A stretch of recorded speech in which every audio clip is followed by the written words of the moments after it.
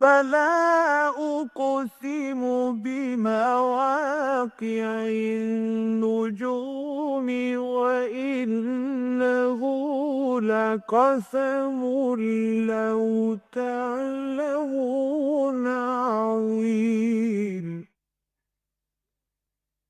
إنه لقرآن كريم في كتاب مكنون لا يمسه إلا المطهرون تنزيل من رب العالمين.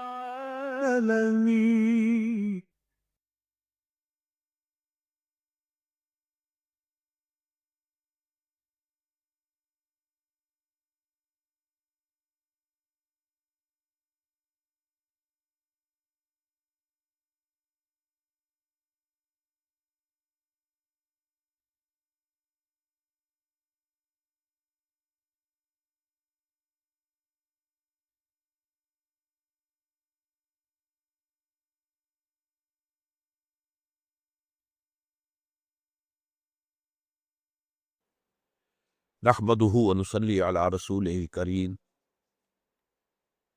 اما بعد فقد قال الله تبارك وتعالى كما ورد في سورة المائدة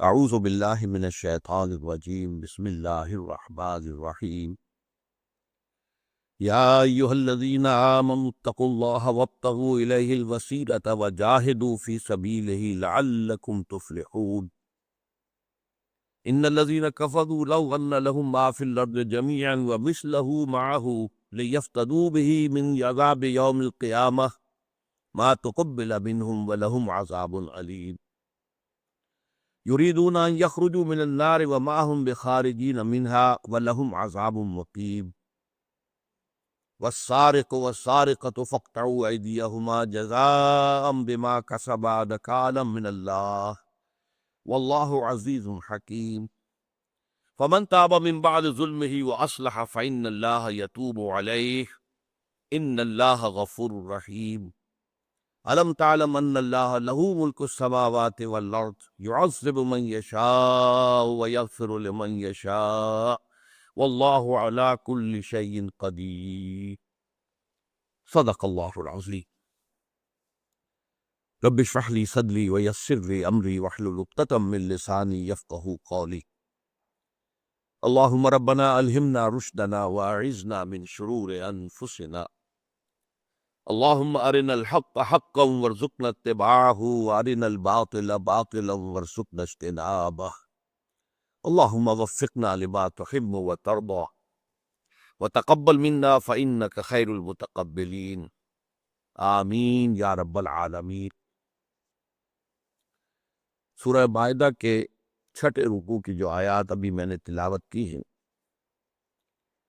ان میں سے پہلی آیت نہایت اہم ہے، اور ہمارے ہاں جو فرقے وارانہ کچھ مسائل ہیں جن پر رد و قضا اور بحث و نزاع ہوتی ہے ان میں سے ایک بہت اہم مسئلے پر روشنی ڈالتی ہے۔ فرمایا یا ایھا الذین آمنوا اتقوا اللہ، اے ایمان والو، اے وہ لوگو جو ایمان لائے ہو، یا اے وہ لوگو جو ایمان کے دعوے دار ہو، اتقوا اللہ، اللہ کا تقوی اختیار کرو۔ تقوی پر بہت مرتبہ گفتگو ہوئی ہے کہ عام طور پر ترجمہ کر دیا جاتا ہے اللہ سے ڈرو۔ یہ اگرچہ غلط ترجمہ نہیں ہے لیکن یہ کہ اچھا ترجمہ نہیں۔ تقوی کے معنی ہے بچنا، وقایتی، وقایتاً کسی کو بچانا، یہ فعل متعدی ہے، جیسے کہ ہماری جو سب سے معروف دعا ہے وَقِنَا عَذَابَ النَّارِ، اے اللہ ہمیں بچا لے آگ کے عذاب سے۔ باب افتعال میں جب یہ آتا تو اتقاء بنتا، اتقاء، اور اتقاء کا معنی ہے خود بچنا، متقی بچنے والا۔ مراد کیا ہے؟ اس دنیا کی زندگی میں معصیت سے بچنا، حرام خوری سے بچنا، غلط کاری سے بچنا، گمراہیوں سے بچنا، اللہ کی حدود کو توڑنے سے بچنا، اللہ کے فرائض سے اجتناب کرنے سے بچنا، یہ گویا کہ پورے اسلامی طرز عمل کے لیے نہایت ہی جامع عنوان ہے۔ پھونک پھونک کا قدم رکھو، جیسے کہ میں نے بارہا مثال دی ہے کہ اگر کسی گھنے جنگل میں سے انسان کو گزرنا ہو جس میں اوپر بھی درخت ہیں، اور شاید آپ کے علم میں ہو کہ ایمیزن کا طاس جو ہے جنوبی امریکہ میں اور کانگو کا طاس جو ہے افریقہ میں، اس میں تو سانپ جو ہے اوپر درختوں سے بھی لٹکے ہوتے ہیں، اور ظاہر بات ہے کہ نیچے اونچی اونچی گھاس ہے، اس میں پتہ نہیں کیا شے ہے، کیا بیٹھی ہوئی ہے، تو آدمی کیسے پھونک پھونک کا قدم رکھتا ہے۔ اس کا نام ہے تقویٰ۔ اس لیے کہ حضرت عمر رضی اللہ تعالیٰ عنہ کی مجلس شورا میں یہ مسئلہ زیر بحث آ گیا، تقویٰ کی تعریف کیا ہے، ہاؤ ٹو ڈیفائن تقویٰ۔ اب بہت سے حضرات نے اپنے اپنے انداز میں، اصل میں ایک ہی حقیقت ہوتی ہے لیکن تعبیر کے مختلف اسلوب ہو جاتے۔ وہ جو کہا گیا ہے کہ ایک پھول کا مضمون ہو تو 100 رنگ سے معلوم، وہ ایک ہی حقیقت کی تعبیر مختلف لوگ کریں گے تو مختلف الفاظ تو ہو جائیں گے۔ لیکن حضرت عمر نے پھر حضرت ابی ابن کعب سے فرمائش کی۔ یہ وہ صحابی ہے کہ جن کے بارے میں حضور نے فرمایا ہے اقرؤہم ابی ابن کعب، میرے صحابہ میں سے قرآن مجید کا سب سے بڑا عالم، سب سے بڑا قاری، اور قاری اس زمانے میں عالم کو کہتے تھے، وہ قاری نہیں جو بس صرف پڑھ سکتا ہو اچھا، بلکہ جو قرآن مجید کو سمجھتا بھی ہو، عربی ان کی اپنی زبان تھی۔ تو فرمایا کہ وہ ابی ابن کعب ہیں میرے ان صحابہ میں۔ ان سے کہا حضرت عمر نے کہ آپ بتائیے، انہوں نے یہ تشبیہ دی تھی کہ امیر المومنین دیکھیے، اگر کسی شخص کو کسی گھنے جنگل میں سے گزرنا ہو جس میں خاردار جھاڑیاں بھی ہیں، کوئی پگڈنڈی بنی ہوئی نہیں، اب وہاں وہ کیسے پھونک پھونک کا قدم رکھے گا؟ دیکھے گا کہ کہیں آگے کوئی سانپ تو کنڈلی ماری نہیں بیٹھا ہے اس کی گھاس کے اندر جو نظر نہیں آ رہا، وہ آگے کسی بوزی جانور کا بل تو نہیں ہے کہ میرا پاؤں اسی میں گھس جائے، وغیرہ وغیرہ۔ اس طرز عمل کا نام تقویٰ ہے۔ تو یہ جامع ترین لفظ ہے قرآن مجید کی، جو اصطلاحات ہیں ان میں سے، کہ انسان بندہ مسلم، بندہ مومن کا جو طرز زندگی ہے اس کے لیے عنوان تقویٰ۔ تو اچھا، اس تقویٰ جو دنیا میں ہوتا ہے اس کا نتیجہ کیا نکلے گا؟ جہنم سے بچ جانا، وہ بھی وہی بچ جانا ہے۔ اس لیے فرمایا سب سے پہلی بات تو یہ ہے، یا ایھا الذین آمنوا اتقوا اللہ۔ اب آ رہا ہے وہ مسئلہ جس کی طرف کہ میں نے اشارہ کیا، وابتغوا الیہ الوسیلۃ، اور اس کی طرف، اس کی جانب قرب حاصل کرنے کی کوشش کرو۔ یہ وسیلے کا لفظ جو ہے یہ ہمارے ہاں دعا میں کسی کو وسیلہ بنانا، اصل میں اس اعتبار سے ہمارے ہاں کے جو مختلف فی مسائل ہیں ان میں سے ایک یہ بھی ہے، لیکن اچھی طرح سمجھ لیجئے کہ یہ اس لفظ کے وہ معنی ہے کہ جو اردو میں مستعمل ہے۔ عربی کے بہت سے الفاظ وہ ہیں کہ جو اصل میں تو عربی کے ہیں، وہاں مفہوم کچھ اور ہے، اردو میں آگے تو کچھ اور مفہوم ہے۔ میں نے کئی دفعہ مثال دی ہے، ذلت، ذلیل، عربی زبان میں اس کے معنی صرف کمزور کے ہیں۔ وَكُنْتُمْ أَذِلَّةً، صحابہ کرام کے بارے میں فرمایا گیا تم بہت کمزور تھے، اللہ نے تمہاری مدد کی۔ وَلَقَدْ نَصَرَكُمُ اللَّهُ بِبَدْرٍ وَأَنْتُمْ أَذِلَّةٌ، دیکھو اللہ نے تمہاری مدد کی تھی میدان بدر میں، بدر کی جنگ میں، جبکہ تم بہت کمزور تھے۔ اب اردو میں یا کا ذلیل کے معنی کیا ہو گئے؟ کمینہ۔ یہ کمینہ جو ہے، چاہے وہ قوی ہو، طاقتور ہو، غلہ ہے بہت بڑا جو ہے اس کا چل رہا ہے، سکہ چل رہا ہے اپنی آبادی کے اوپر، جو چاہتا ہے کرتا ہے، تو کمزور تو نہیں ہے، لیکن اسے ہم کمینہ کہیں گے۔ تو یہ کمینگی جو ہے یہ لفظ اردو میں آ کر ذلیل کے مفہوم میں شامل ہو گئی، عربی میں نہیں ہے۔ ورنہ سوچئے کہ اگر اس معنی میں یہ لفظ صحابہ کے لیے استعمال کرنے کے بارے میں آپ سوچے تو آپ کا ایمانی سلامت نہیں رہے گا، رضی اللہ تعالیٰ عنہ۔ اسی طرح جاہل کا لفظ ہے، عربی میں اس کے معنی کچھ اور، اردو میں جاہل اسے کہتے ہیں جو پڑھا لکھا نہ ہو، عربی میں جاہل اسے کہتے ہیں جو خواہشات کا بندہ ہے، عقل سے کام نہیں لیتا، سوچتا نہیں ہے، غور نہیں کرتا ہے۔ جاہل حلیم کے مقابلے میں آئے گا، ایک حلیم الطبع انسان ہے، ارے جاہل ہے، فوراً اشتعال میں آ جاتا ہے، اجڑ ہے، چاہے وہ پڑھا لکھا ہو سکتا ہے پی ایچ ڈی کیے ہوئے ہو، لیکن اس کی شخصیت جو ہے اس کے اندر وہ پہلو جو ہے عقل پر جذبات غالب ہو وہ جاہل ہو، عقل جو ہے وہ غالب رہے جذبات کے اوپر تو وہ آدمی حلیم الطبع شمار ہو۔ اسی طرح کا یہ لفظ وسیلہ کو اردو میں ہم استعمال کرتے ذریعہ، وہ کام تک بات پہنچانے کا ذریعہ، کوئی سفارشی تلاش کرو وہ تمہاری بات وہاں پہنچائے، تمہاری رسائی وہاں تک نہیں ہے، کسی کی رسائی ہے تو وہاں تک اس کو پکڑو، اس کا ذریعہ، اس کو ذریعہ بناؤ۔ عربی میں اس کا یہ مفہوم ہرگز نہیں۔ الوسیلۃ القرب، وسیلہ کے معنی صرف قرب کے، اللہ کا قرب حاصل کرنے کی کوشش کرو۔ اب یہاں پہ بڑی دلچسپ ایک لغوی بحث ہے۔ دیکھیے، ایک ہے مادہ واو سین لام، یہ جو یہاں پر وسیلہ کا مادہ ہے، ایک ہے واو صاد لام وصل، یہ وصل و فصل، وصل کے مقابلے میں فصل آتا ہے، کٹ جانا۔ فصال کہتے ہیں ماں جب بچے کا دودھ چھڑاتی ہے تو وہ فصالہ فی عامین، 2 سالوں میں اس کا دودھ چھڑانا ہے۔ تو وصل و فصل، وصل کے معنی جڑ جانا، 2 چیزوں کا آپس میں اس قدر قرب ہو جانا گویا کہ جڑ گئے۔ وہی معنی جو ہے اس واو سین لام کے بھی ہے۔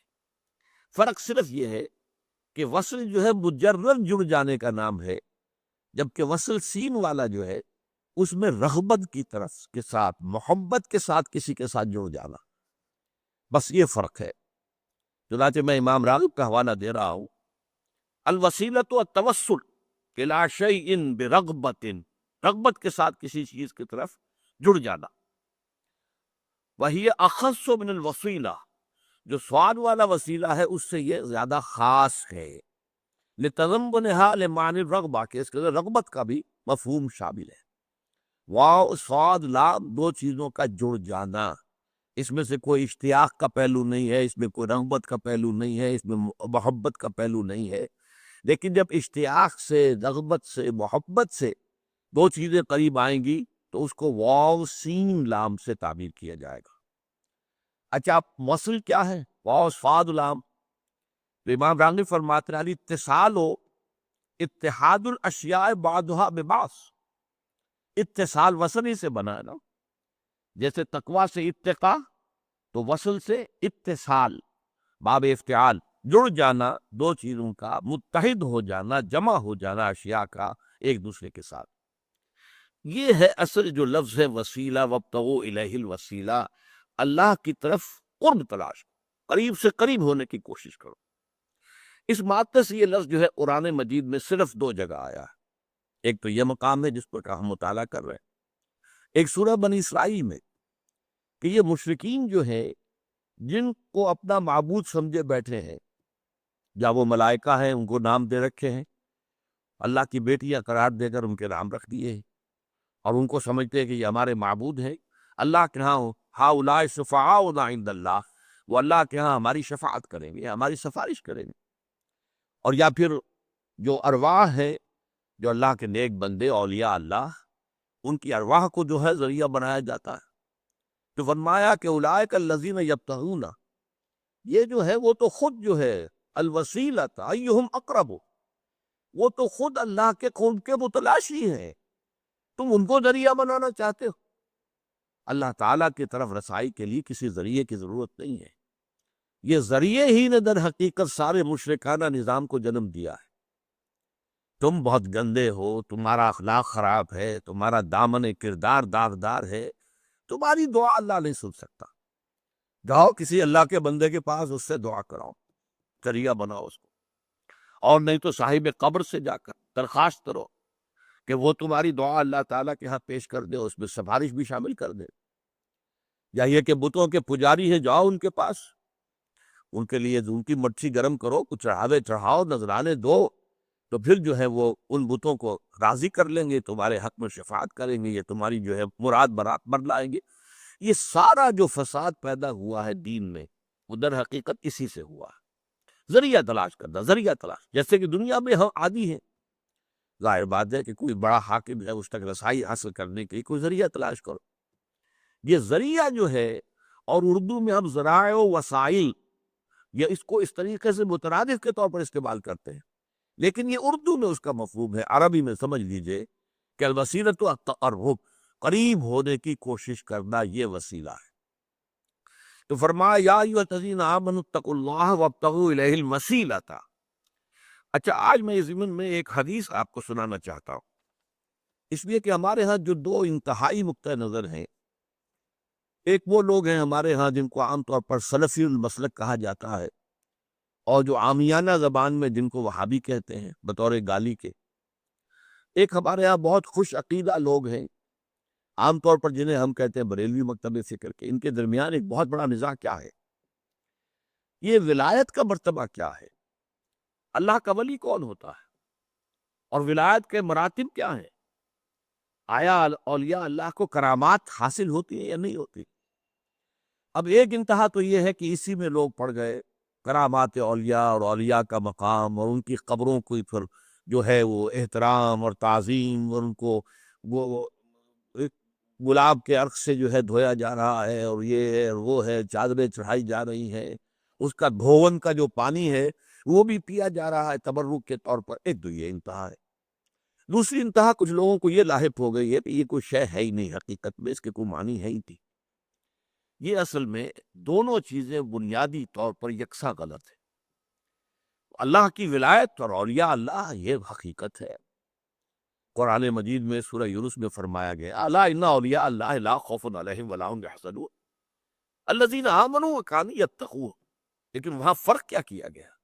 یقیناً جو اللہ کے اولیاء ہیں ان کے لیے نہ کوئی حزن ہے، نہ کوئی غم ہے، نہ کوئی خوف ہے، اس لیے کہ وہ اپنے آپ کو حوالے کر چکے اللہ کے۔ سپردم بے تو مایا خیش رات دانی حساب کم و بیش رہا، اللہ جو تیرے علم میں بہتر ہے وہ میرے لیے کر دے۔ اب جو کچھ اللہ کی طرف سے آ رہا ہے اس کو وہ خوش دلی کے ساتھ قبول کرتے ہیں۔ رنج کا ہے کا اللہ کی طرف سے بات آئی ہے، غم کا ہے کا، اور جو کچھ ہوگا وہ اللہ کے اذن سے ہوگا۔ ڈر کا ہے کا، تو ڈر اور حزن، خوف اور حزن سے نجات پانے والی شے کیا ہے؟ جسے ہم ولایت کہتے ہیں۔ لیکن ولایت کیا ہے؟ الا ان اولیاء اللہ لا خوف علیہم ولا هم یحزنون الذین آمنوا وکانوا یتقون۔ وہ اولیاء وہ ہیں کہ جو ایمان لائے اور تقوی کی روش انہوں نے اختیار کی۔ یہ کوئی علیحدہ مخلوق نہیں ہے، یہ انسانی ہوتے ہیں اہل ایمان، جن کے اندر کہ وہ تقوی جو میں نے ابھی بیان کیا یا ایھا الذین آمنوا اتقوا اللہ وابتغوا الیہ الوسیلہ، جو تقوی کی شرط پہ پورے اتر گئے ہوں وہ در حقیقت اللہ کے ولی ہے۔ اور یہ دو طرفہ تعلق ہے، وہ اللہ کے ولی ہے، اللہ ان کا ولی ہے۔ اللہ ولی الذین آمنوا یخرجہم من الظلمات الی النور۔ اللہ ولی ہے اہل ایمان کا، انہیں نکالتا رہتا ہے اندھیروں سے، کفر کے اندھیروں سے، شرک کے اندھیروں سے، الحاد کے اندھیروں سے، مادہ پرستی کے اندھیروں سے، نفس پرستی کے اندھیروں سے، ان سب سے، دنیا پرستی کے اندھیروں سے اللہ نکالتا ہے انہیں نور کی طرف، نور ایمان کی طرف۔ تو معلوم یہ ہوا کہ یقیناً یہ ولایت کا رتبہ جو ہے اللہ کا، یہ ایک واقعہ ہے، یہ ایک حقیقت ہے۔ اس کی نفی کرنا جو ہے وہ ایک در حقیقت دین کی ایک بہت اہم بات کی نفی کر دینا ہے۔ البتہ یہ ولایت کا جو معاملہ ہے، اب اس میں ذرا میں وہ حدیث آپ کو سنا رہا ہوں۔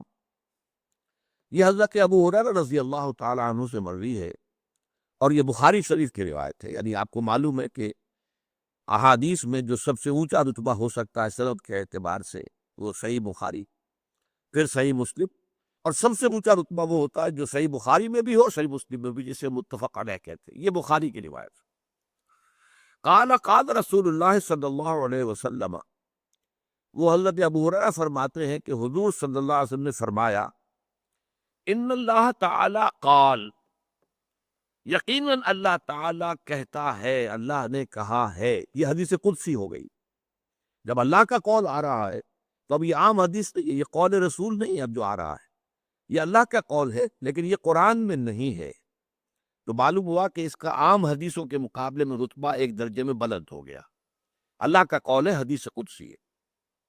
فرمایا من عادى لی ولیا فقد آذنتہ بالحرب، جس نے میرے ولی سے دشمنی کی اس کے خلاف میرا اعلان جنگ ہے۔ جیسے کہ حمیت ہوتی ہے، آپ کا ایک دوست ہے، اس دوست کے خلاف کسی نے کوئی اقدام کیا ہے تو آپ اس کا دفاع کریں گے کہ نہیں کریں گے؟ اگر آپ میں غیرت ہے، حمیت ہے، تو اللہ تعالیٰ بھی بڑی غیرت والی ہستی ہے، اس میں بھی حمیت ہے۔ تو فرمایا کہ جو میرے ولی کے خلاف کام کرے گا، دشمنی رکھے گا، من عادی لی ولیا فقد آذنتہ بالحرب، تو میری طرف سے اعلان جنگ ہے، میں نے سنا دیا ہے اسے جنگ کا اعلان الٹیمیٹ۔ یہ پہلی بات تو واضح ہو گئی ولایت کا ایک رتبہ، اور ظاہر بات ہے جو لوگ بھی اس معاملے کے اندر اللہ تعالیٰ کے ولیوں سے، اہل ایمان جو متقی بھی ہوں، ان سے دشمنی رکھیں گے، اللہ تعالیٰ کی طرف سے ان کے خلاف اعلان جنگ۔ اب اس کے بعد جو یہ حدیث آ رہی ہے، میرے نزدیک وہ احادیث کے مجموعے میں سے ایک خاص اعتبار سے اہم ترین ہے، اہم ترین اس لیے کہ اللہ کے قرب کے لیے دو ذریعے یہاں بتائے گئے۔ ایک ہے فرائض کے ذریعے سے اللہ کا قرب حاصل کرنا، ایک ہے نوافل کے ذریعے سے اللہ کا قرب حاصل کرنا۔ یہ دو چیزیں جو ہیں ہمارے ہاں ان میں بھی گڑبڑ ہو جاتی ہے۔ حدیث کے الفاظ کیا ہیں؟ وَمَا تَقَرَّبَ إِلَيَّ عَبْدِي، یہ چونکہ وہی حدیث قدسی کے الفاظ ہیں، اللہ ہی کے الفاظ اب یہ چل رہے ہیں۔ وَمَا تَقَرَّبَ إِلَيَّ عَبْدِي بِشَيْءٍ أَحَبَّ مِمَّا افْتَرَضْتُ عَلَيْهِ، میرا بندہ جو میری طرف تقرب حاصل کرتا ہے فرض کے ذریعے سے، اس سے زیادہ محبوب شے مجھے اور کوئی نہیں۔ جو چیز میں نے فرض کی ہے اس کے ذریعے سے وہ میرا قرب حاصل کرنا چاہ رہا ہے، فرض کو ادا کر رہا ہے، اس میں جان کھپا رہا ہے، مال کھپا رہا ہے، فرض جو ہے پوری طریقے سے پورے اہتمام کے ساتھ اس کے تمام شرائط کو ملحوظ رکھتے ہوئے ادا کر رہا ہے، تو اس سے بھی قرب حاصل ہوا، اور یہ محبوب ترین ہے اللہ کو۔ اب اس کے کنٹراسٹ میں آ رہا ہے وَلَا يَزَالُ عَبْدِي يَتَقَرَّبُ إِلَيَّ بِالنَّوَافِلِ، اور میرا بندہ نوافل کے ذریعے سے میرا قرب حاصل کرتا رہتا ہے، کرتا رہتا ہے، کرتا رہتا ہے۔ یہ تقرب بالنوافل ہے، تقرب بالفرائض ورسس تقرب بالنوافل، یہاں تک کہ تقرب بالنوافل کے ذریعے سے وہ مقام حاصل ہو جاتا ہے حتیٰ احبہ، یہاں تک کہ میں اس سے محبت کرنے لگتا ہوں، وہ میرا محبوب بن جاتا ہے۔ فَإِذَا أَحْبَبْتُهُ، جب میں اس سے محبت کرتا ہوں، كُنْتُ سَمْعَهُ الَّذِي يَسْمَعُ بِهِ، تو میں اس کے کان بن جاتا ہوں جن سے وہ سنتا ہے۔ ذرا غور کیجئے، یہ جن کو سلفی المسلک کہتے ہیں اور جو وہابی عام لوگ طور پر ہیں، ان کے لیے یہ حدیث بہت اہم ہے۔ یہ حدیث بخاری شریف کی ہے، اللہ اب اس کا کان بن جاتا ہے جس سے کہ وہ سنتا ہے۔ وَبَصَرُهُ الَّذِي يُبْصِرُ بِهِ، اور میں اس کی آنکھ بن جاتا ہوں جس سے وہ دیکھتا ہے۔ وَيَدُهُ الَّذِي يَبْطِشُ بِهَا، اور اس کا ہاتھ بن جاتا ہوں جس سے وہ پکڑتا ہے۔ وَرِجْلُهُ الَّذِي يَمْشِي بِهَا، اور اس کا پاؤں بن جاتا ہوں جس سے وہ چلتا۔ ذرا غور کیجیے، اللہ اکبر، اللہ اپنے اس بندے کے پاؤں بن جاتا۔ وَلَئِن سَأَلْتَنِي أُعِيذَنَّهُ، اگر وہ مجھ سے کچھ مانگے گا میں لازماً دوں گا۔ یہ بھی انتہائی تاکید کا لفظ ہے، لَأُعِيذَنَّهُ، لازماً، لَأُعْطِيَنَّهُ، میں لازماً دوں گا۔ وَلَئِنِ اسْتَعَاذَنِي لَأُعِيذَنَّهُ، اور اگر وہ مجھ سے پناہ طلب کرے گا تو میں لازماً اسے پناہ دوں گا۔ رواہ البخاری۔ گویا کہ یہ بھی ایک ممکنہ مقام ہے، ذرا سوچ لیجئے، یہاں پر یہ حدیث ہے، حدیث نہیں، حدیث قدسی ہے۔ یہ ممکن مقام ہے کہ ایک انسان اس بلندی تک پہنچ جائے کہ اللہ اس کے کان بن جائے، اللہ اس کی آنکھ بن جائے، اللہ اس کا ہاتھ بن جائے، اللہ اس کے پاؤں بن جائے۔ اب ظاہر بات ہے کہ اس سے جو افعال صادر ہوں گے وہ کرامات نہیں ہوں گے تو کیا ہوں گے؟ جو چیزیں اس سے صادر ہوں گی وہ تو کرامات اولیاء حق، اولیاء اللہ کی کرامات جو ہے حق ہے، ان کو ماننا چاہیے۔ البتہ یہ ہے کہ ہم نہیں کہہ سکتے کوئی شخص جو کچھ بیان کر رہا ہے صحیح بیان کر رہا ہے یا غلط بیان کر رہا ہے وغیرہ وغیرہ، لیکن یہ ہے کہ اپنی جگہ پر فی نفس سے ہی یہ کرامات الاولیاء حق کو، جیسے رسولوں اور نبیوں کے لیے معجزات حق ہے، معجزہ عاجز کر دینے والا شے، معجزے میں اور کرامت میں کوئی فرق نہیں ہے۔ جو بھی عام قانون ہے، فزیکل اور chemical laws of the nature, ان کے برخلاف کسی چیز کا ظاہر ہو جانا یہ معجزہ ہے، یہی کرامت ہے۔ حضرت عمر جو ہے مسجد نبوی میں خطبہ دے رہے ہیں اور اچانک ان کے سامنے شام کا میدان جنگ آ گیا، کوئی ٹیلی ویژن تو ابھی نہیں تھا وہاں، وہ آ گیا۔ انہوں نے دیکھا کہ جو کمانڈر ہیں لوکل وہ تو غلطی کر رہے ہیں، ساریہ ان کا نام تھا۔ آپ نے وہی سے کہا یا ساریہ تو الجبل، اے ساریہ پہاڑ کی طرف ہو جاؤ، کیا غلطی کر رہے ہو، غضب ڈھا رہے ہو، پہاڑ کو اپنی پشت پر رکھو اور پھر جگ کر۔ اور ساریہ نے رضی اللہ تعالیٰ عنہ یہ آواز حضرت عمر کی سنی شام کے میدان جنگ میں، اور انہوں نے اپنی اسٹریٹجی بدلی اور اپنی فوج کی پوزیشن جو ہے وہ بدلی اس کے مطابق جو حضرت عمر نے فرمایا تھا۔ یہ کرامت ہے۔ اب اسے ہم معجزہ نہیں کہیں گے کیونکہ حضور حضرت عمر جو ہے وہ نبی نہیں ہے، رسول نہیں ہے، یہ کرامت تو ہے۔ تو یہ کرامات اولیاء حق ہیں، اس میں کسی شک و شبے کی گنجائش نہیں۔ لیکن جو باریک بات آپ پڑھی ہے وہ سمجھنے کی ہے۔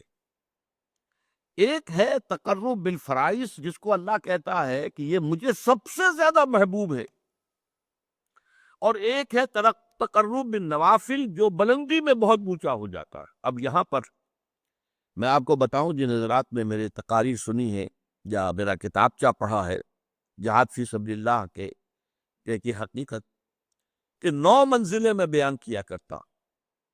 سب سے اونچی منزل تو لازماً 9ویں ہے، سب سے اہم منزل وہ پہلی ہے۔ یہ اچھی طرح سمجھ لیجیے، پہلی ہوگی تو دوسری ہوگی، دوسری ہوگی تو تیسری ہوگی، پہلی ہی نہیں ہے تو اوپر کا کیا تصور۔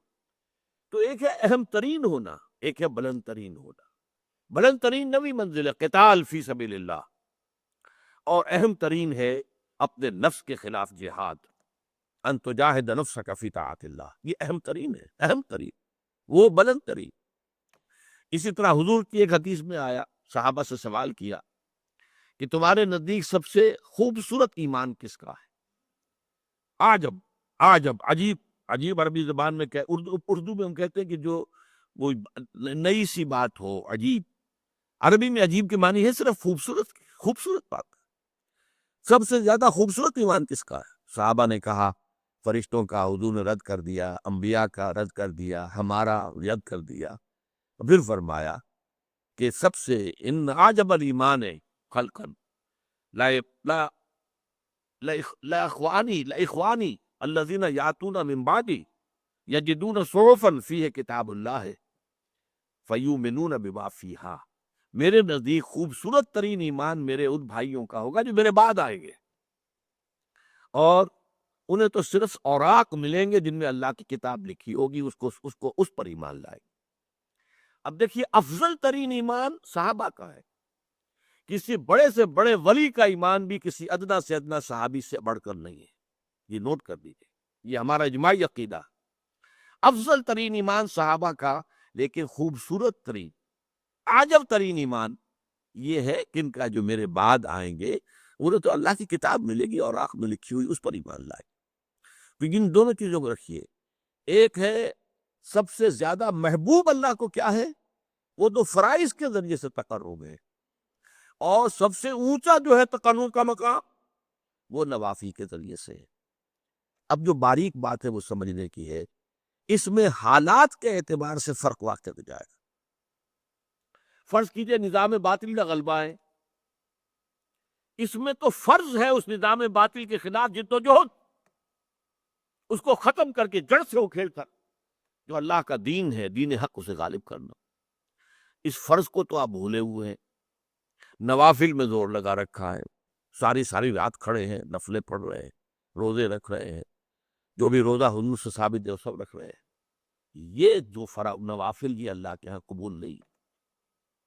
فرض کو چھوڑ کر اگر کوئی شخص فرض نماز چھوڑتا ہے، وہ نہیں پڑھتا 5 وقتہ نماز اور باجماعت کا اہتمام نہیں کرتا، تو اگر ساری رات بھی کھڑے ہو کر نوافل ادا کرے گا تو 0 ہے، اس لیے کہ پہلے فرض ہے، نفل کا بعد۔ ہاں، نوافل کے ذریعے سے تقرب بلند ترین تو ہے، لیکن یہ کب ہوگا؟ جب اللہ کا دین قائم ہو گیا ہو، نظام حق کا ہے، اس نظام کو آگے پھیلانا حکومت کا کام ہے، نظام خلافت جو ہے اب ان کا کام ہے، اللہ کی کتاب کی تعلیم و ترویج یہ اب حکومت کا کام ہے۔ اب افراد کو اجازت ہے وہ نوافل پر زور لگائیں، راتوں کو جاگیں، روزے رکھیں، اور بھی جس طریقے سے بھی نوافل پر اس حالت میں جو نوافل کے ذریعے سے تقرب حاصل ہوگا وہ بلندی میں، وہ پہلے اس جو تقرب ہے بالفرائض اس سے بلندتر ہو جائے گا۔ لیکن اگر دین اللہ کا قائم نہیں اور باطل کا غلبہ ہے، اس میں آپ نوافل کا اہتمام کر رہے ہیں، اگر وہ جد و جہد بھی کر رہے ہیں، اس نظام کو ختم کر کے اللہ کا دین قائم کرنے کی پوری کوشش کر رہے ہیں، تن من دل لگا رہے ہیں، اور اس میں کچھ نوافل کا بھی اہتمام ہو جائے تو نور علی نور، سونے پر سہاگا۔ لیکن اگر اس سے قطع نظر، اس کے تو خیال ہی نہیں، اس کا دھیان ہی نہیں، جیسے ہمارے ہاں کیا ہے، جو سلسلے چل رہے ہیں خانقاہی، ان میں سے کسی کو فکر نہیں کہ نظام باطنی جو ہے اس کے خلاف بھی کوئی جد و جہد کرنی ہے، لیکن یہ کہ وہ سلوک کی منزلیں طے ہو رہی ہیں، مقامات طے ہو رہے ہیں، اور اونچے سے اونچے روحانی مقامات کی طرف انسان بڑھتا چلا جا رہا ہے، یہ طریقہ صحیح نہیں، یہ فرض ہے۔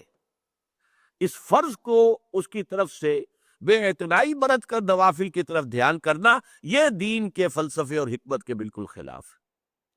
میں اس کو ذرا اور زیادہ ہائی لائٹ کرنے کے لیے کہتا ہوں کہ فرض کیجیے، تصور کیجیے، جب دامن احد میں جنگ ہو رہی تھی اور مسلمان زندگی اور موت کی کشاکش میں تھے، اس وقت خود حضور جس طریقے سے زخمی ہوئے ہیں، اتنا خون آپ کا بہہ گیا کہ آپ بے ہوش ہو کر زمین پر گر گئے ہیں، صلی اللہ علیہ وسلم، فداہ آباؤنا و امہاتنا۔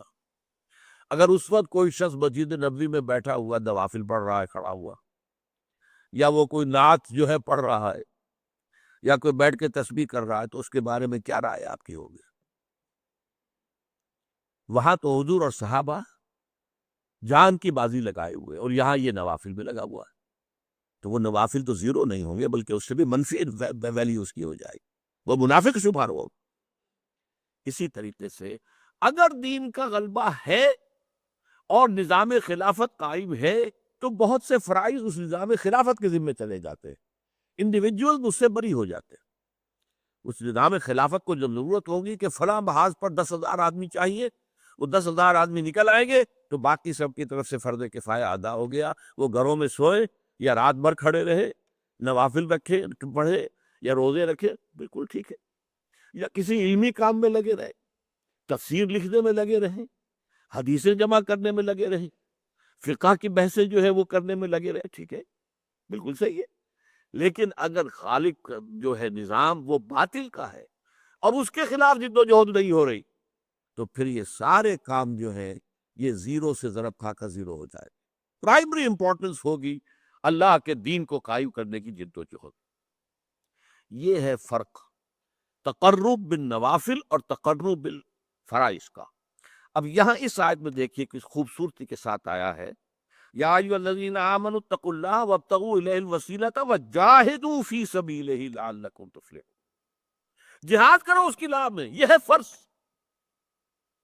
نوافل اور رات کو کھڑے رہنا یہ نوافل ہے، روزے رکھنا نوافل ہے، روزے رمضان کے فرض باقی نفلی ہے، لیکن جہاد، اللہ کی راہ میں جہاد، جد و جہد، جان اور مال کا کھپانا، کس لیے؟ تاکہ اللہ کا دین قائم ہو، اللہ کا نظام برپا ہو جائے۔ یہ ہے گویا کہ تقرب اللہ کا سب سے بڑا وسیلہ جو یہاں بیان کیا جائے۔ کیوں کہ اس وقت صورت کیا تھی کہ حضور اور صحابہ اس جد و جہد کے اندر تھے۔ وہ تو آپ کو معلوم ہے کہ جو جد و جہد کر رہے تھے اس میں جانے مال کھپا رہے تھے، جانے دے رہے تھے صحابہ کرام، یہاں تک کہ حضور کی اپنی تمنا اور آرزو یہ تھی لَوَدِدتُّ أَنْ أُقْتَلَ فِي سَبِيلِ اللَّهِ ثُمَّ أُحْيَا ثُمَّ أُقْتَلَ ثُمَّ أُحْيَا ثُمَّ أُقْتَلَ۔ میری بڑی خواہش ہے میں اللہ کی راہ میں قتل ہو جاؤں، پھر زندہ کیا جاؤں، پھر قتل ہو جاؤں، پھر زندہ کیا جاؤں، پھر قتل ہو جاؤں۔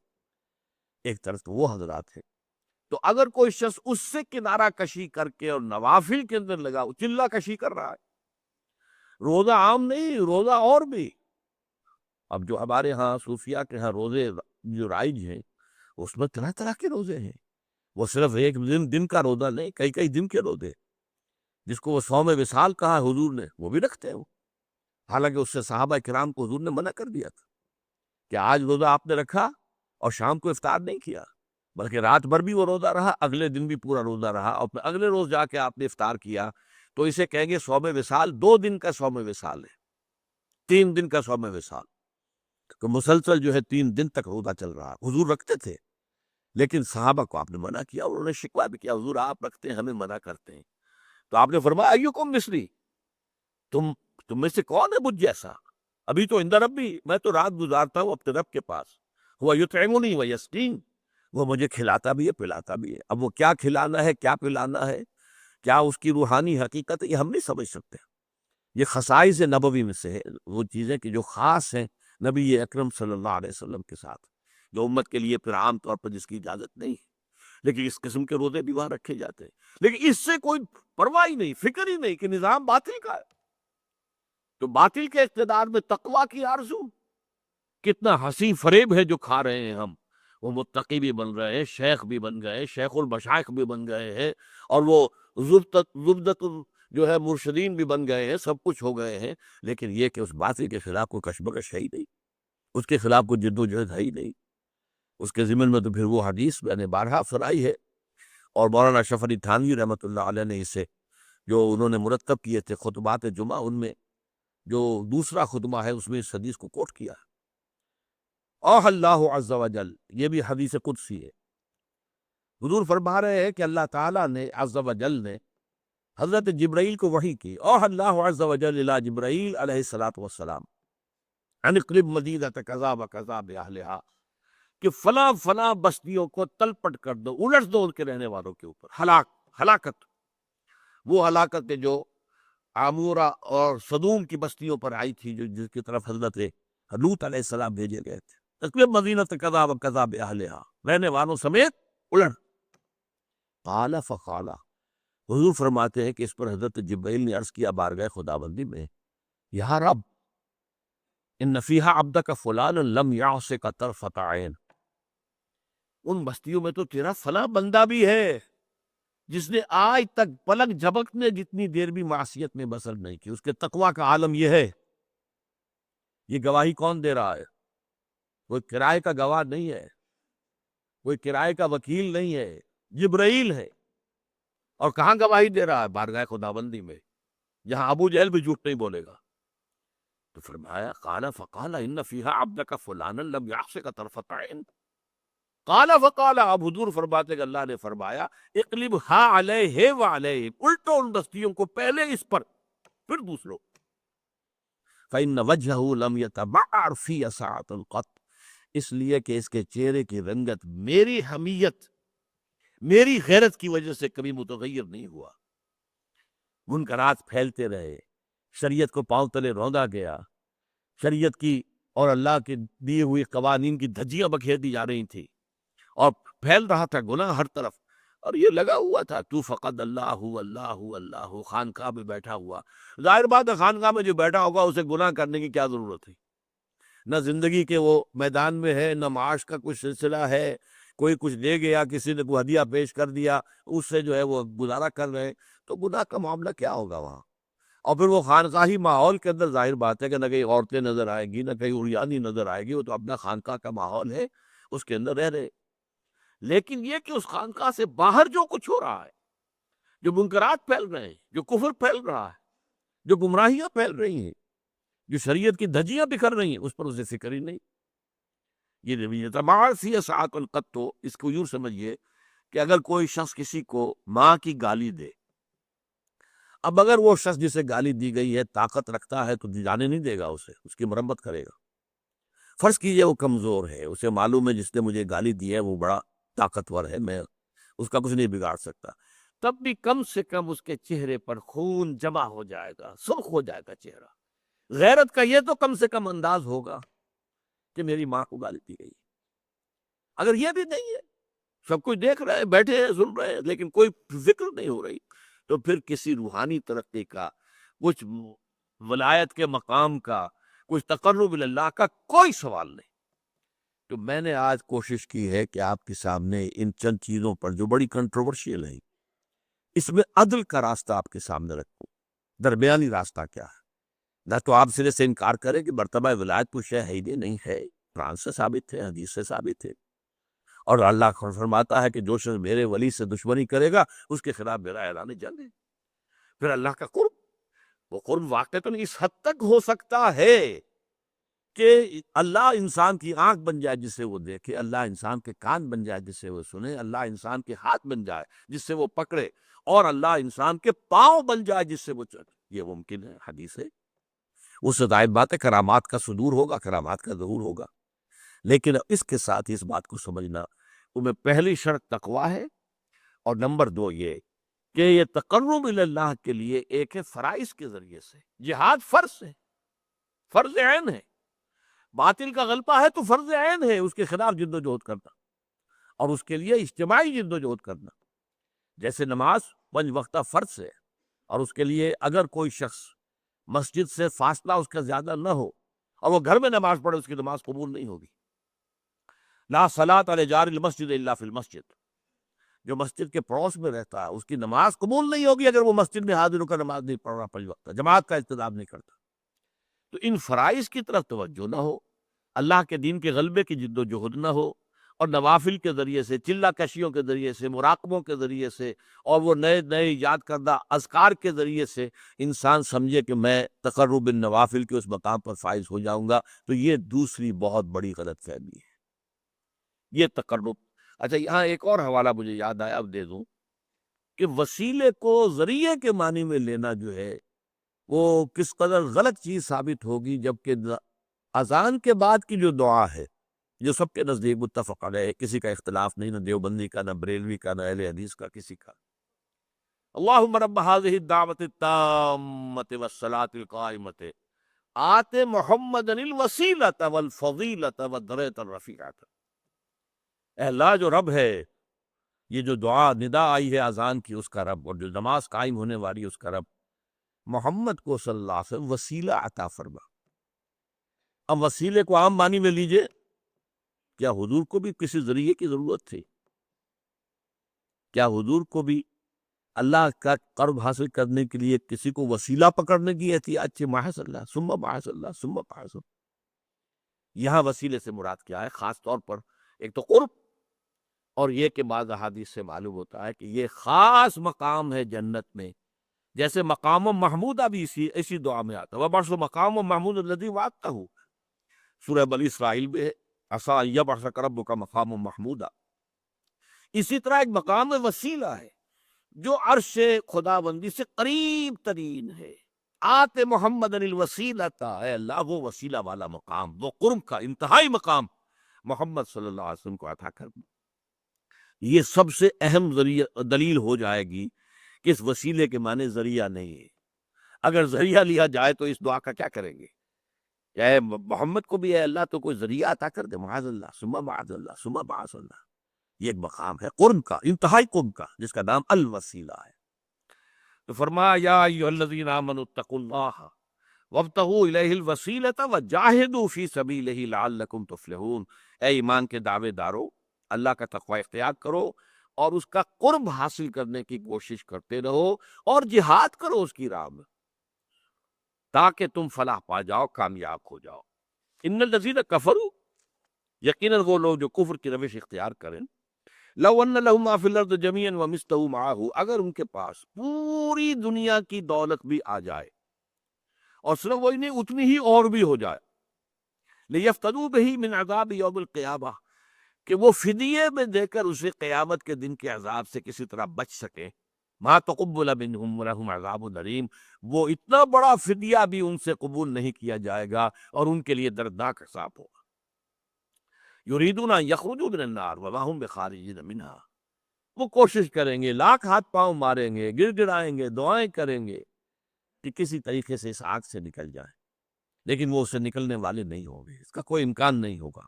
وَلَهُمْ عَذَابٌ مُقِيمٌ، ان کے لیے عذاب ہوگا دائمی، باقی رہنے والا، قائم رہنے والا۔ وَالسَّارِقُ وَالسَّارِقَةُ فَاقْطَعُوا أَيْدِيَهُمَا جَزَاءً بِمَا كَسَبَا نَكَالًا مِنَ اللَّهِ وَاللَّهُ عَزِيزٌ حَكِيمٌ، اور چوری کرنے والی خواہ عورت ہو اور خواہ مرد، السارق والسارقہ، فَاقْطَعُوا أَيْدِيَهُمَا، ان دونوں کے ہاتھ کاٹ دو۔ یہ یہاں پر ذرا ایک مثال میں نے بعض مواقع پر دی ہے، آج پھر نوٹ کر لیجئے۔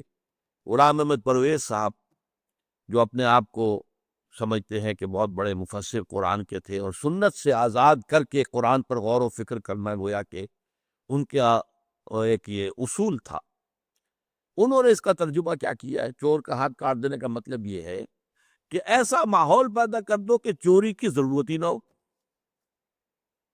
جیسے مثال کے طور پر کسی نوجوان سے اس کے والدین کہ بھئی اب ہم کیا کر سکتے، تم نے تو ہمارے ہاتھ کاٹ دیے، تم نے کوئی ایسا قدم اٹھایا ہے کہ اب ہمارے لیے کچھ کہنے کی گنجائش ہے ہی نہیں، تم نے تو ہمارے ہاتھ کاٹ دیے۔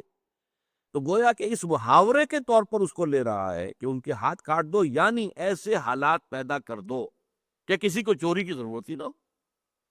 ربوبیت عامہ، ہر شخص کی جو انفرادی ضروریات ہیں اس کا پورا پورا کفالت کا نظام خلافت کے نظام کے ذریعے سے قائم ہو جائے تو پھر چوری کرنے کی کسی کو ضرورت ہی نہیں ہوگی۔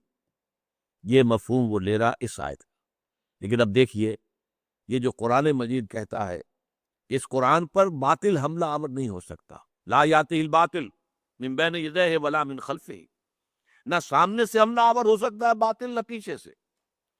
قرآن اپنی حفاظت کرتا ہے، لہذا آگے الفاظ کیا ہیں؟ جزاء بما کسبا نکالا من اللہ، یہ بدلہ ہوگا ان کے کرتوت کا جو انہوں نے کیا۔ اب ظاہر بات ہے کہ ویسا نظام قائم کر دینا یہ کسی کے کرتوت کا بدلہ ہوگا، وہ تو بڑا فضل ہوگا اللہ کا، بہت بڑی جو ہے اللہ کی نعمت ہوگی کہ ایسا نظام ربوبیت قائم ہو جائے کہ جس میں کسی کو چوری کرنے کی ضرورت ہی نہ رہے۔ اس سے بڑا فضل اور کیا ہوگا؟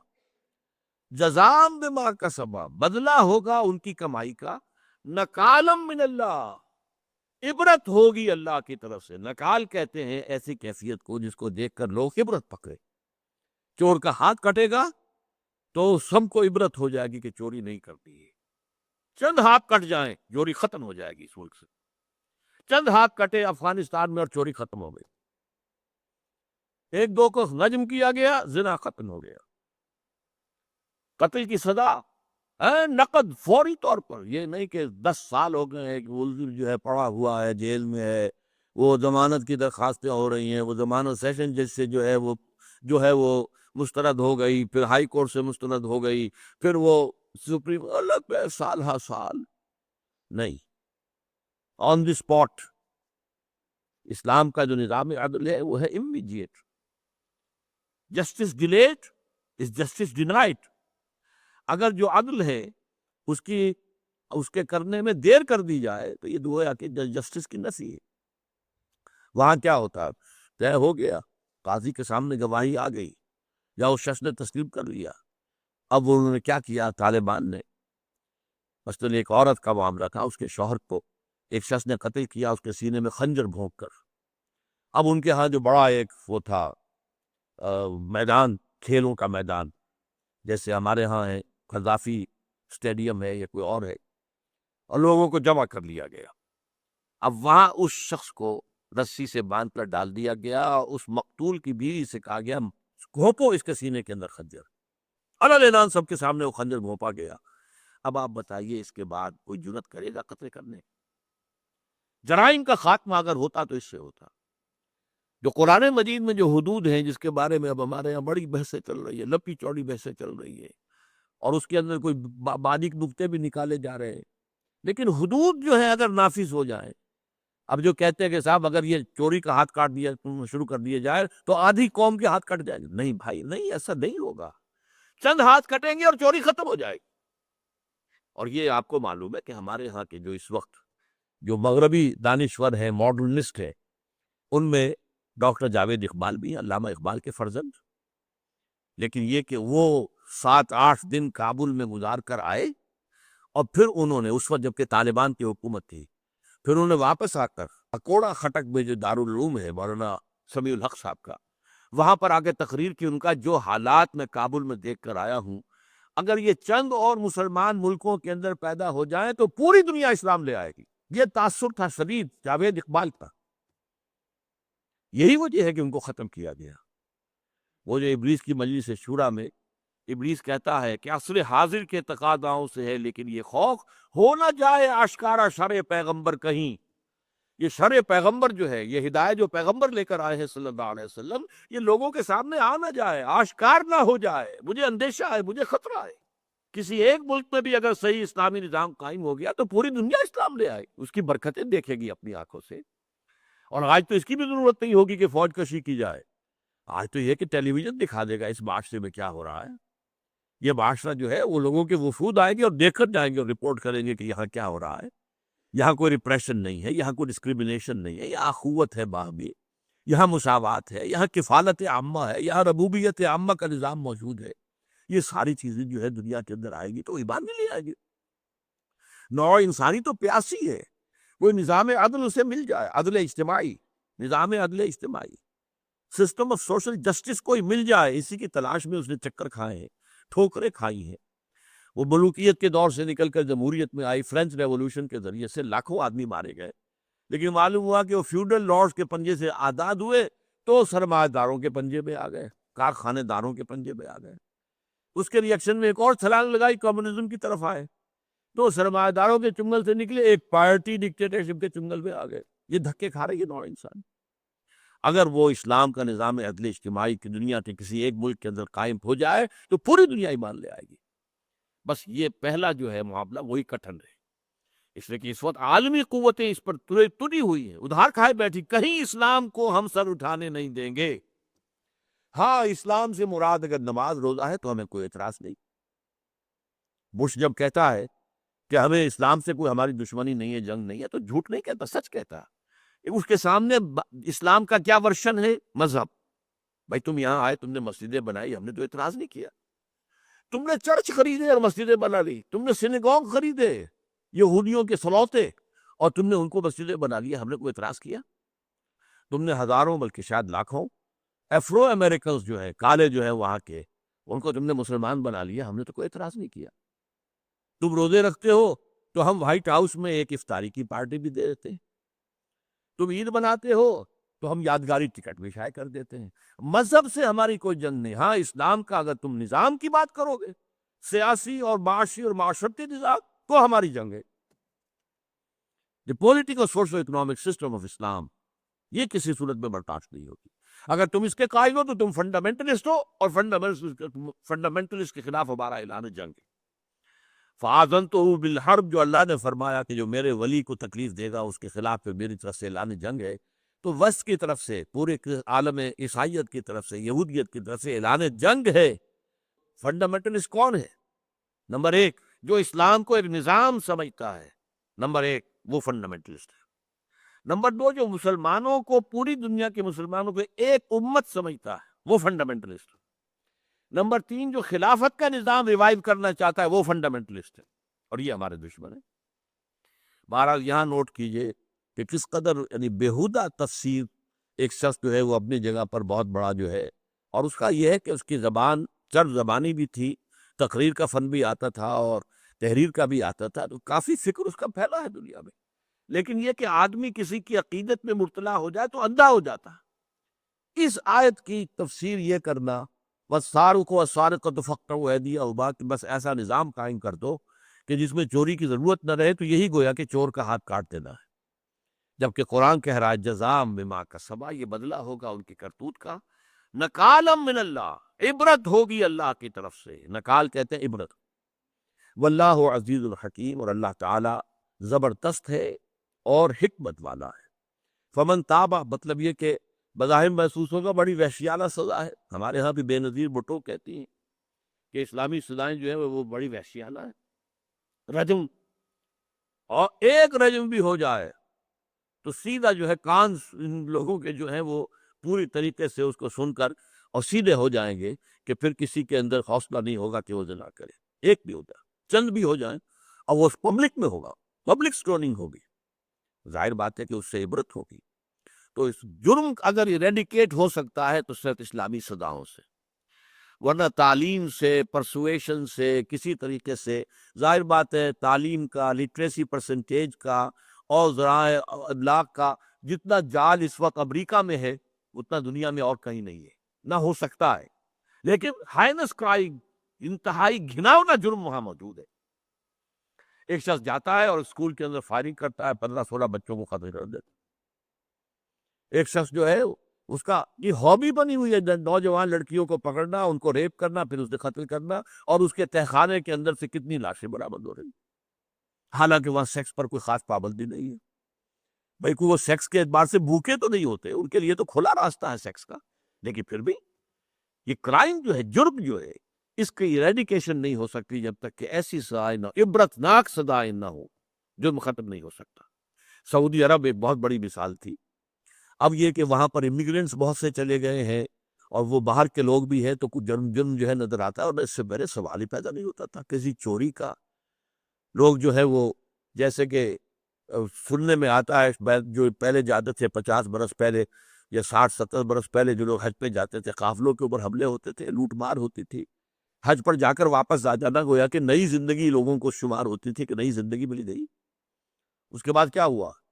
سعودی عرب نے فیصلہ کیا جس علاقے میں کسی قافلے کو لوٹا جائے گا اس علاقے کی پوری آبادی مجرم شمار ہوگی، پوری آبادی، لہذا کون اب کرنے دے گا جرم؟ ظاہر بات ہے کہ عام لوگوں کے امینڈمنٹ کے بغیر اگر وہ نگاہیں دوسری طرف نہ کریں تو کوئی قافلے کو لوٹ تو نہیں سکتا۔ اگر یہ طے ہو جائے کلیکٹیو پنشمنٹ تمام لوگوں کے لیے جو اس علاقے میں رہنے والے، لہذا ختم ہو گیا، کوئی جرم نہیں رہا، کوئی قافلے کے اوپر ڈاکہ نہیں رہا، کوئی چوری نہیں رہی۔ پہلے جب میں نے پہلا حج کیا تھا 1962 میں، تو وہاں مشہور تھا کہ یمنی جب آتے ہیں تو چوری ہونی شروع ہو جاتی۔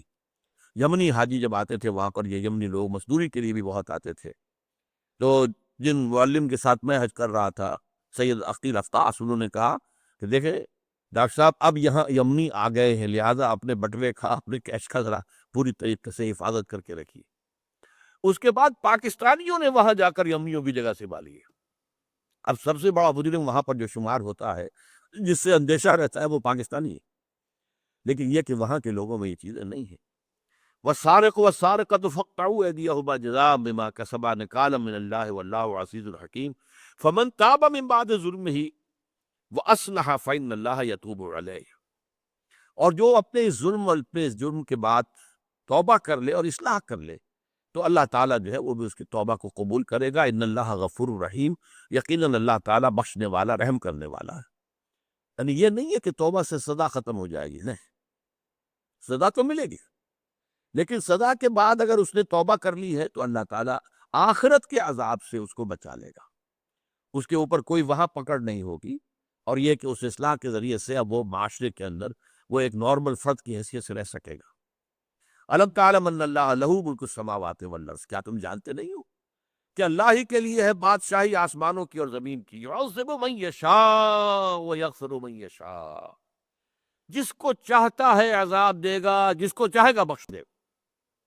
اللہم اغفر لنا ورحمنا، اللہم اغفر لنا ورحمنا، اللہم اغفر لنا ورحمنا۔ یہاں اللہ کی مشیت اور اللہ کے اختیار کا جو علی الاطلاق ذکر ہو رہا، یہ آپ کو یقین رکھنا چاہیے۔ اللہ ابو جہل کو بخش دے تو بخش دے، ہم کون اعتراض کرنے والے؟ اور اللہ کسی کو بھی، نیکوکار کو بھی اگر جہنم میں ڈالنا چاہے تو ہم کون ہوں گے اعتراض کرنے والے؟ اس کا اختیار مطلق ہے۔ آپ کی ملکیت ہے بکری، جب چاہے ذبح کر دیں، وہ اعتراض کرے گا؟ نہیں۔ تو اللہ کا اختیار مطلق ہے، لیکن ہم یہ جانتے ہیں کہ اللہ گناہ گاروں کو سزا دے گا، نیکوکاروں کو جزا دے گا، یہ ہم جانتے ہیں، لیکن ہم عدل کو اللہ پر لازم نہیں ٹھہرا سکتے۔ یہ اچھی طرح جان لیجئے، یہ اہل سنت اور اہل تشیع کے درمیان ایک بڑا اصولی فرق ہے۔ وہ عدل کو ارکان اسلام میں سے سمجھتے ہیں کہ اللہ پر واجب ہے کہ عدل کرے، ہمارے نزدیک یہ اللہ تعالیٰ کی توہین ہے۔ اللہ پر کوئی شے واجب نہیں، اس کی مشیت مطلق ہے، جسے چاہے گا عذاب دے گا، جسے چاہے گا معاف کر دے گا۔ واللہ علی کل شیء قدیر، اور یقیناً اللہ تعالیٰ جو ہے وہ ہر چیز پر قادر ہے۔ یہ 6 آیتیں ہیں جو آج ہم نے پڑھی ہے۔